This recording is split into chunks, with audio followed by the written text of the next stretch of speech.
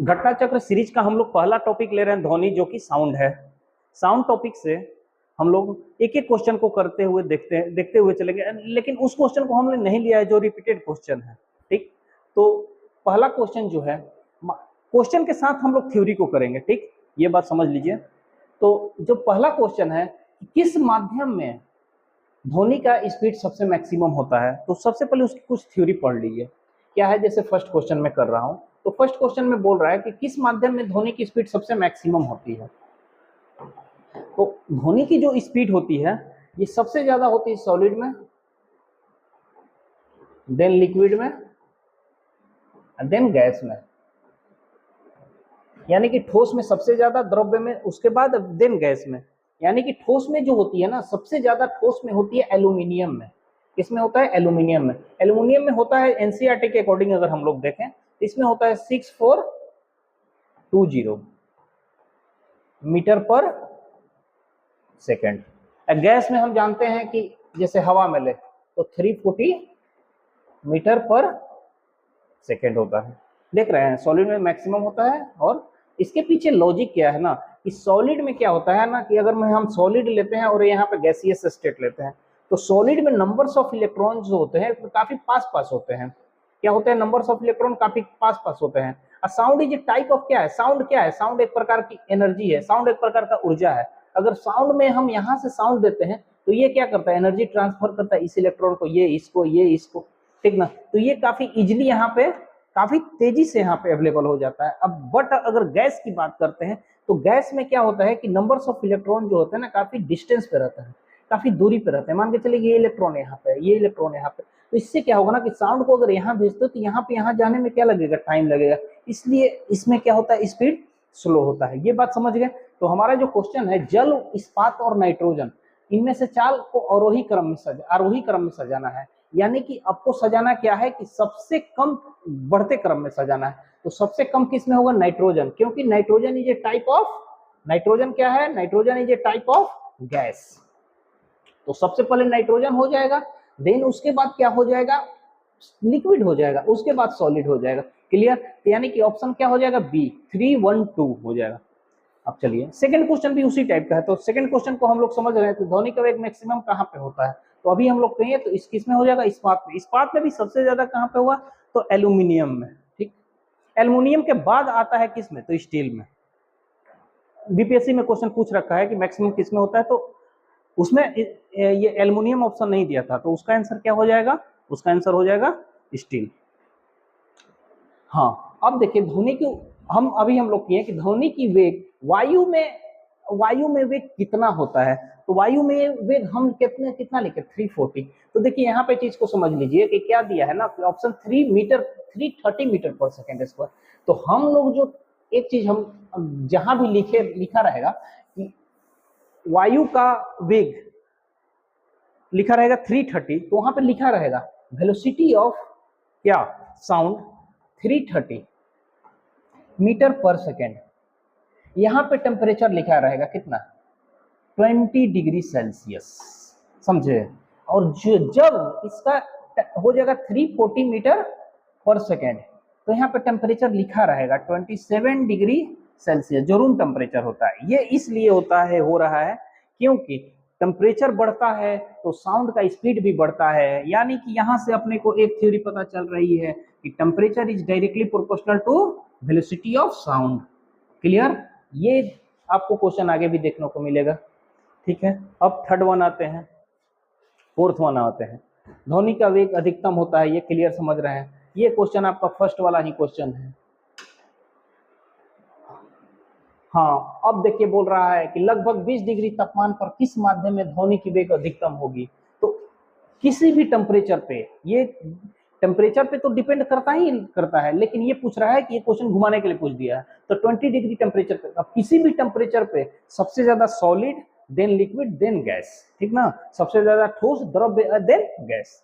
Clear? ये बात clear हो गई। तो इसका क्या आंसर हो जाएगा? लोहा, क्योंकि लोहा क्या है? सॉलिड है। ये क्वेश्चन आपका बन जाएगा, कुछ क्वेश्चन में नहीं है। अब आते हैं इको। इको होता क्या है? अब देखिए, इको से क्वेश्चन 2-3 पॉइंट जो है ना, इको पढ़ लेना है। इको में थोड़ा सा उसके बारे में हम लोग आपको बता देते हैं। कि इको क्या होता है। इको जो होता है, हाँ, इको जो होता है, मान के चलिए कि आपका, आप यहाँ से कोई पर्सन क्या कर रहा है, यहाँ से कोई पर्सन बोलने का काम कर रहा है और यहाँ पे ऑडियंस बैठी है। क्या है, यहाँ पे ऑडियंस बैठी है। इसका जो साउंड है, यहाँ पे कोई ना कोई छत होगा, तो इसका जो साउंड है इस पर्सन को क्या हो गया, रिफ्लेक्स हो गया, रिफ्लेक्शन यानी कि परिवर्तन हो करके 2 बार पहुंच पाया है।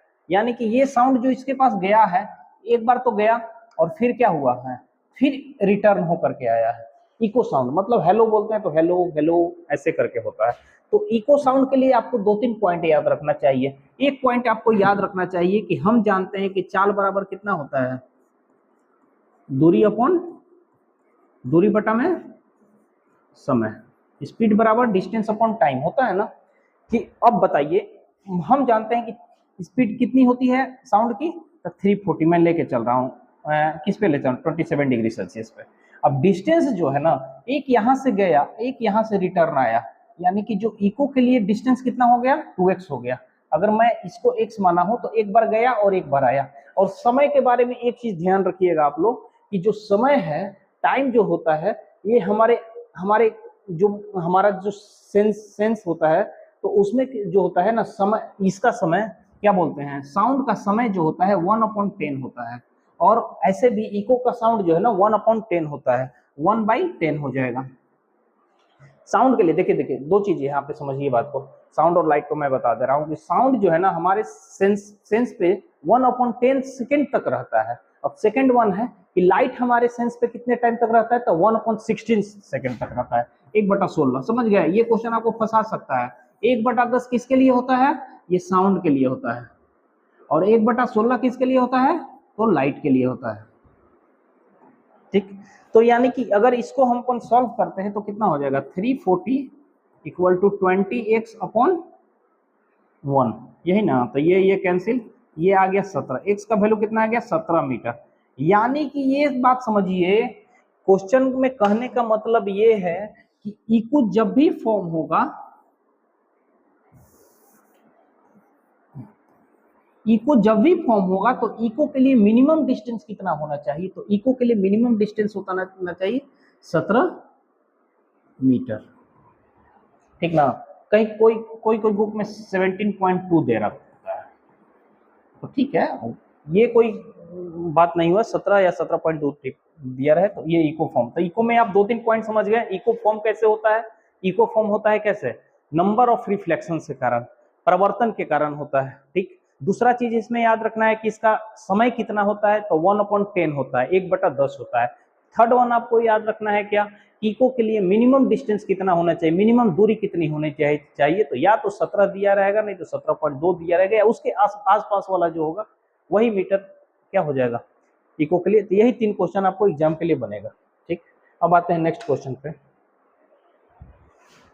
अब देखिए नेक्स्ट क्वेश्चन बोल रहा है ना कि 4 किलो हर्ट्ज है आवृत्ति, तो तरंग दैर्ध्य कितना होगा, 4 किलो हर्ट्ज। अगर क्वेश्चन क्या बोल रहा है ना कि आवृत्ति कितना है, आवृत्ति को कैसे न्यू से लिखते हैं, ठीक ना, तो कितना है 4 किलो हर्ट्ज। हम जानते हैं कि 4 किलो हर्ट्ज मतलब 4 × 10⁻³ हर्ट्ज।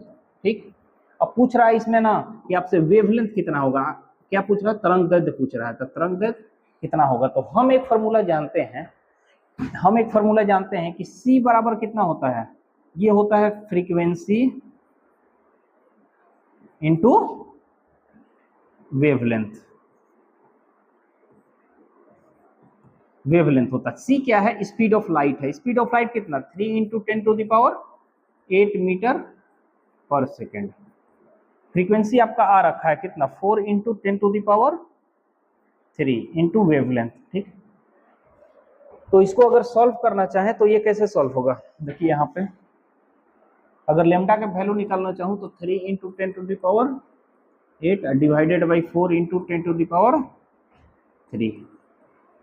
तो 3/4, लेमडा का वैल्यू कितना गया, 3/4 × 10⁵। ये क्या होता है, लेमडा क्या होता है, डिस्टेंस होता है, मीटर, तो ये क्या हो जाएगा, इसका यूनिट मीटर। यही आंसर आएगा। क्लियर।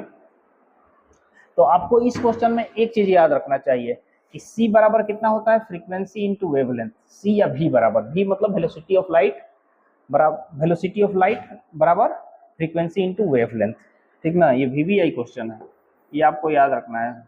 सी होता है या भी बराबर क्या होता है, फ्रीक्वेंसी इंटू वेवलेंथ। इससे क्वेश्चन आपको मिलेगा, आप ध्यान रखना, ठीक ना। नेक्स्ट क्वेश्चन पे आते हैं।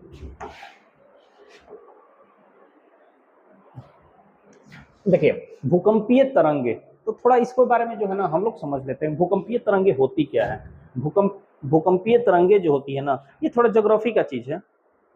अब इसमें क्या है कि ज्योग्राफी में जो हम थोड़ा सा इसको पढ़ लेते हैं कि भूकंप होता क्या है। देखिए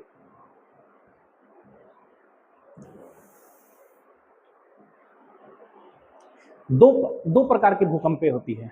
एक भूकंप होता है जो कि धरती के नीचे होता है, और दूसरा भूकंप जो होता है धरातलीय होता है, ठीक ना। तो जो हमारा धरती के नीचे होता है भूकंप, यानी कि हमारे पृथ्वी के स्थल से नीचे होता है, वो दो टाइप का होता है। एक होता है पी और एक होता है एस। हम पी और एस को लेके चलते हैं, ज्यादा आगे नहीं जाएंगे, ठीक ना। पी को बोलते हैं प्राइमरी, एस को बोलते हैं सेकेंडरी। ये जो होता है ना प्राइमरी और सेकेंडरी, प्राइमरी और सेकेंडरी के बारे में 2-3 पॉइंट आपको क्वेश्चन से जो आता है ये याद रखना है। फर्स्ट वन आता है कि पी का जो चाल है किस दिशा में होता है, पी का चाल किस दिशा में होता है। तो पी जो होता है ना, पी होता है स्ट्रेट लाइन में होता है, इसको हिंदी में बोलते हैं लॉन्गिट्यूडनल, ठीक ना। और हिंदी इंग्लिश में बोलते हैं लॉन्गिट्यूडनल, और हिंदी में क्या बोलते हैं, अनुप्रस्थ बोलते हैं, नहीं अनुदैर्ध्य बोलते हैं, सॉरी अनुदैर्ध्य बोलते हैं, अनुदैर्ध्य तरंग क्या बोलते हैं,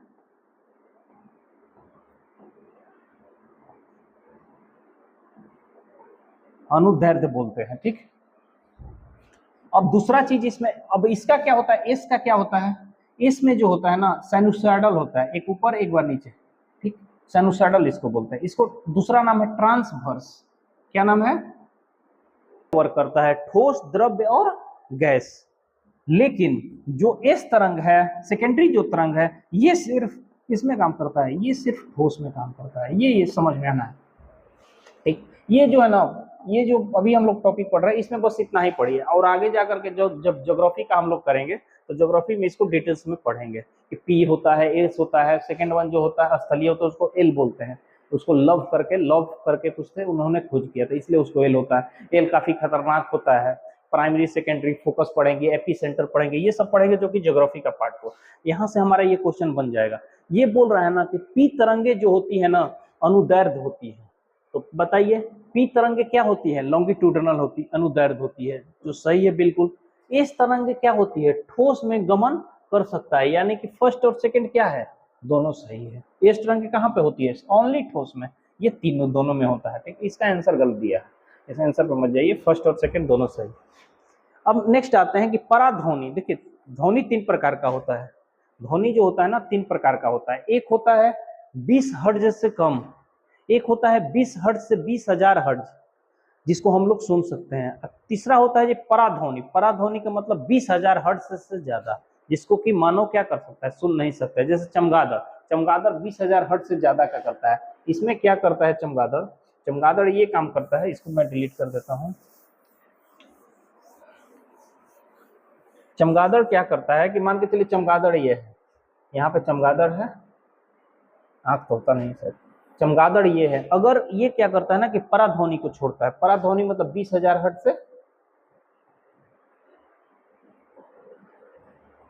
से ज्यादा को छोड़ता है। और क्या करता है ना कि ये छोड़ता है तो यहाँ पे मान के चलो कोई दीवार है, तो ये क्या करता है ना कि ये दीवार पे अगर टकराया तो फिर रिफ्लेक्ट होके आएगा, आएगा ना। तो अगर इसको पता चल गया कि ये फिर क्या हो रहा है, लौट करके आ रहा है, मतलब परिवर्तन के बाद आ रहा है, तो समझ ही जाएगा कि आगे क्या है, कोई ऑब्स्टेकल है या कोई ना कोई ऐसा चीज है जो इसको क्या कर रहा है, रोकेगा। तो इसके लिए ये लोग ये क्या करता है ना कि ये समझ जाता है इस चीज को, तो यहीं पे अपने आप को क्या कर लेता है, रोक लेता है, ठीक। ये इस प्रकार से काम करता है। यानी कि पराध्वनि की आवृत्ति कितनी होती है, इसका हो जाएगा 20,000 हर्ट्ज से ज्यादा, ठीक ना, क्लियर। नेक्स्ट आते हैं। अब देखिए डेसिबल जो होता है ना, डेसिबल जो होता है ना लाउडनेस का यूनिट होता है। लाउडनेस मतलब आयाम। अब देखिए लाउडनेस किससे हमारा निकालते हैं, हम आयाम से निकालते हैं। लाउडनेस किससे निकालते हैं, आयाम से निकालते हैं। दो चीज समझना है आपको कि ध्वनि का जो तीव्रता है ये निकाला जाता है किससे, ध्वनि का तीव्रता निकाला जाता है फ्रीक्वेंसी से, ठीक ना। ध्वनि का जो तीव्रता निकाला जाता है उससे, और ध्वनि का आयाम से क्या निकाला जाता है कि आप कितना, क्या बोल रहे हो, कितना बोल्डनेस है आपकी आवाज में, कितना आप बोल सकते हैं तीव्र, मतलब लाउडनेस का मतलब हुआ कि आपकी आवाज में कितना क्या बोल सकते हो उसको, प्रबलता है। प्रबलता, हिंदी में इसका लाउडनेस को प्रबलता बोलते हैं। लाउडनेस मतलब प्रबलता है। तो दो चीज इसमें पॉइंट याद रखना है, एक होता है लाउडनेस और थर्ड सेकंड वन होता है पिच। लाउडनेस जो होता है, ये लाउडनेस डिपेंड करता है किस चीज पे, आयाम पे। आयाम मतलब लाउडनेस मतलब प्रबलता, ठीक ना। प्रबलता किस पे डिपेंड करता है, आयाम पे। मतलब क्या हुआ, आयाम किसको बोलेंगे, सबसे मिनिमम जीरो से लेकर के सबसे हाईएस्ट पिक तक के दूरी को, सबसे मिनिमम से लेकर के सबसे लोएस्ट पिक तक की दूरी को आयाम बोलते हैं, ठीक ना। तो इस पे डिपेंड करता है हमारी प्रबलता। सेकंड वन होता है, यहीं पे हम लोग पढ़ लेते हैं, एक होता है पिच। जैसे बोला जाता है ना कि लड़कियों का पिच क्या होता है, ज्यादा होता है, लड़कों का पिच कम होता है। तो मतलब पिच जो होता है ना, ये डिपेंड करता है कि अभी जस्ट बीपीएससी में 70th में पूछा था कि पिच किस पे डिपेंड करता है। तो पिच हमारा डिपेंड करता है फ्रीक्वेंसी पे, आवृत्ति पे। किस पे,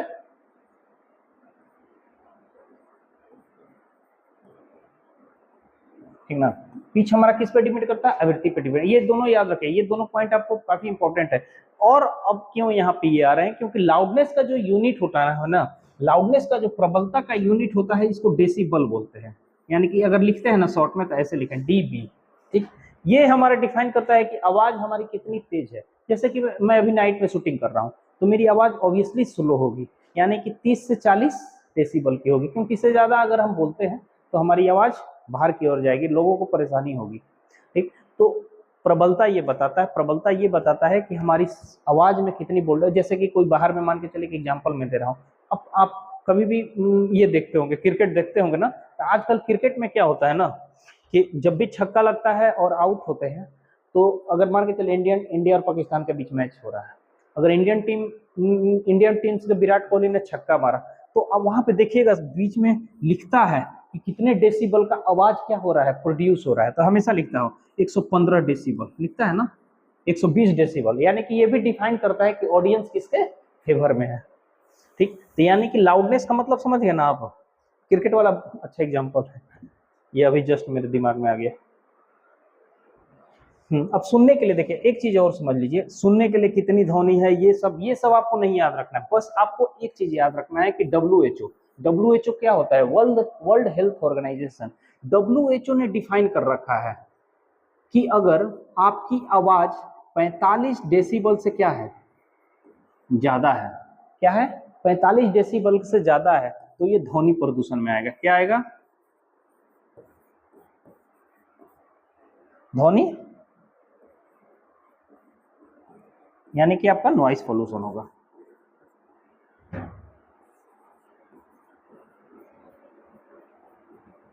इसको नॉइस पोल्यूशन के अंडर रखा जाएगा। इसके बाद जितना क्वेश्चन है ना आप बनाइए, क्योंकि मान के चलिए मिनिमम आदमी टॉकिंग करता है तो 60 में करता है, बट एक होता है विस्परिंग करना। विस्परिंग मतलब क्या, धीरे धीरे बात करना। लड़की अगर मान के चलिए आप लाइब्रेरी में है तो आप बात कैसे करते हैं, एकदम बिल्कुल धीरे धीरे, लेकिन उसमें क्या है, उसमें मान के चलिए कि 10 से 12 डेसिबल का यूज हो रहा होगा। यही चीजें समझ लीजिए कि सबसे लाउडनेस क्रिकेट वाला याद रखना है 115, और 45 डेसिबल किसका याद रखना है, आपका डब्ल्यूएचओ जो डिफाइन किया है। देखिए एक नेक्स्ट क्वेश्चन है, ये काफी, ये यूपीएससी पूछा है क्वेश्चन को, यूपीएससी 2008 में। देखिए यूपीएससी जो क्वेश्चन पूछने का तरीका है ना, ये सब जीएस पूछता है। ये लोग पूछता है कि ऐसा क्वेश्चन पूछेगा ना जिससे कि बच्चों को मतलब अवेयरनेस कितना है, ये छोटा छोटा चीज को लेकर के पूछता है। जैसे कि इसने क्या, देखिए कितना अच्छा क्वेश्चन पूछा, जो सारे गामा पादा निशा जो होता है ना, हमारी जो भारतीय संगीत का सबसे मूल चीज है हमारी, तो उसमें क्या होता है ना, सारे गामा पादा निशा होता है, तो ये कितने अक्षर का होता है ये पूछा था, तो कितने 8 का होता है। सेकंड वन देखिए कितना अच्छा क्वेश्चन पूछा था, साउंड से इसको रिलेट कर दिया। इसमें बोला ना कि जो ये सारे गाँव पदा निशा होता है, तो सा जो होता है इस कितनी आवृत्ति की होती है, और लास्ट वाला सा कितने आवृत्ति का होता है। दोनों सा है, लेकिन दोनों का सा के लय में क्या है, अंतर है। तो ये जो सा होता है ना, ये 256 हर्ट्ज का होता है। हर्ट्ज क्यों? क्योंकि आवृत्ति का यूनिट क्या होता है, हर्ट्ज होता है, ऐसा यूनिट। तो देखिए अब ये कितना छोड़ता है, 256, लेकिन यही वाला जो सा है यानी 512 छोड़ता है। तो हम ये बोल सकते हैं कि सारे गामा पादा निशा में क्या होता है, आवृत्ति बढ़ते क्रम में होता है। आवृत्ति क्या होता है, बढ़ते क्रम में। अगर आवृत्ति बढ़ते क्रम में होगा तो वेवलेंथ क्या होगा, घटते क्रम। क्लियर? ये समझ रहे हैं ना, क्योंकि आवृत्ति और वेवलेंथ क्या होता है, एक दूसरे का इनवर्सली प्रोपोर्शनल होता है। क्योंकि सी बराबर क्या होता है, न्यू लेमडा होता है। यानी कि यहां से अपने को क्या पता चल रहा है, न्यू बराबर कितना, सी बटा लेमडा, यानी कि न्यू इनवर्सली प्रोपोर्शनल टू 1 बटा लेमडा। क्लियर? यानी कि न्यू बढ़ेगा तो स्यू, न्यू बढ़ेगा तो लेमडा घटेगा, लेमडा बढ़ेगा तो न्यू घटेगा। क्लियर? तो सारे गामा पदा निशा बढ़ते क्रम में है, किसका, आवृत्ति, याद रखना है। अब देखिए गूंजने के नियंत्रण करने के लिए कॉन्सर्ट हॉल को किस दीवार की आकृति बनाई जाती है। तो गूंजने का जो है ना, आप अगर हम लोग बिहार के पटना के जो कृष्ण मेमोरियल हॉल है, जहाँ पे मान के चले कि आपको बिहार पुलिस, बिहार दरोगा, बिहार के किसी भी सर्विस में आप जाते हैं तो आपकी ज्वाइनिंग लेटर कहाँ पे मिलती है, कृष्ण मेमोरियल हॉल में मिलती है। ठीक ना? हम मनाते यही है कि जल्द से जल्द आप लोग को कृष्ण मेमोरियल में बुलाया जाए और आपको क्या मिले, वहाँ पे आपको ज्वाइनिंग लेटर आपको दिया जाए। अब वहाँ का देखिएगा ना, तो देखिए साइंटिफिक वे में उसको बनाया गया। मान के चले कि ये स्टेज हो गया, यहाँ पे ऑडियंस है, तो जो इसको बनाया गया है ना, इस टाइप से बनाया गया है। कैसा बनाया गया है, इसको बनाया गया है, आपको कर्व बनाया गया है, घुमावदार बोलते हैं जिसको, कर्व। यानी कि ये आवाज इसके पास जाएगा, ये आवाज इसके पास जाएगा, और ये आवाज इसके पास जाएगा। ये नहीं कि ये आवाज इसके पास गया तो दूसरा आवाज भी इसी के पास चला जाएगा, ये नहीं होगा। ये इस टाइप से उसको डिजाइन किया गया है कि कर्व हो। कर्व आवाज में क्या, कर्व में क्या होगा, सभी को आवाज सिमिलर मिलेगा, बराबर मिलेगा। तो ध्वनि के गूंज नियंत्रण के लिए कॉन्सर्ट हॉल को किस तरीके से बनाई जाती है, घुमावदार कर्व बनाया जाता है। ठीक। रिवर्बरेशन, रिवर्बरेशन जो होता है ना, गूंज जिसको बोलते हैं, ये समझ लीजिए रिवर्बरेशन जो होता है ना, मल्टीपल, अगर 1 से 2 बार परिवर्तन हो तो उसको हम लोग क्या बोलेंगे, उसको बोलते हैं हम लोग, अभी जस्ट पीछे पढ़े हैं, उसको हम लोग बोलते हैं क्या, उसको हम लोग बोलते हैं इको। लेकिन जब मल्टीपल टाइम क्या हो, रिफ्लेक्शन हो, रिफ्लेक्शन हो, मतलब कि मल्टीपल टाइम परिवर्तन हो, तो उसको क्या बोलेंगे, गूंज बोलेंगे। रिवर्बरेशन वर्ड जो यूज किया जाता है यहाँ पे क्या, रिवर्बरेशन। देखिए लिखा है कितने बार परिवर्तन, बार बार परिवर्तन को रिवर्बरेशन बोलते हैं। यही चीज आगे भी है। अब आते हैं हम लोग, हाँ थोड़ा सा एक तार की आवृत्ति किन किन चीजों पर निर्भर करती है। अब देख चीजिए, बात समझिए, यहाँ पे एक चीज एक और है कि अगर मीडियम चेंज होता है तो क्या चेंज नहीं होता है, ये क्वेश्चन पूछ रखा है। तो इसका मतलब ये हुआ, क्वेश्चन ये पूछने का मतलब है कि मान के चले कि ये मीडियम 1 है, क्या है, ये मीडियम 1 है, ये मीडियम 2 है, यानी कि ये मीडियम से ये मीडियम में कुछ आता है तो क्या चेंज नहीं होता है, ये पूछ रहा है। तो यानी कि मान के चलिए कि हम कोई भी वेव के बारे में समझते हैं तो क्या होता है, एक उसमें चाल होता है, एक उसमें वेवलेंथ होता है, एक उसमें एम्पलीट्यूड होता है, दूसरा चौथा एक और क्या होता है, फ्रीक्वेंसी होता है। क्या होता है, फ्रीक्वेंसी। तो अगर इस मीडियम में भी आएंगे तो भी वही रह जाता है, लेमडा भी वही रह जाता है, एम्पलीट्यूड भी वही रह जाता है। ठीक। चेंज क्या हो जाता है, तो चेंज हो जाता है सॉरी, मैं बोलना ये चाह रहा था, देखिए मैं ये बोलना चाह रहा था कि वेलोसिटी भी चेंज हो जाता है। फिर से उसको करिएगा तो थोड़ा सा ई पॉइंटों को काट देना। किसान, ए किसान, कितना नहीं सुन रहे तुम, दोनों कान में कहा लगा लिया है, सुनो ना थोड़ा सा।